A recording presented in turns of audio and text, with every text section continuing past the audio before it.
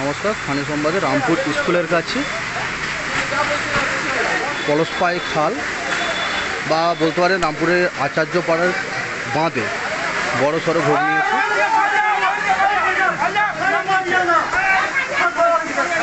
এখানে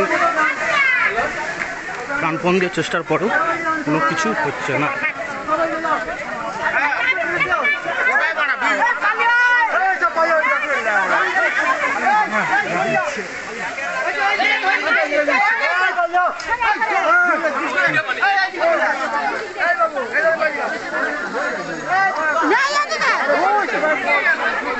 সবার মনে একটা অস্থির ভাব সৃষ্টি হয়েছে। রামপুর হাই স্কুলের সামনে আচার্যপাড়ার বাঁধে পলসপাই খালে বড় সড়ো ভোগ নিয়েছে এবং সবার চেষ্টাতেও কোনো কিছু হয়নি।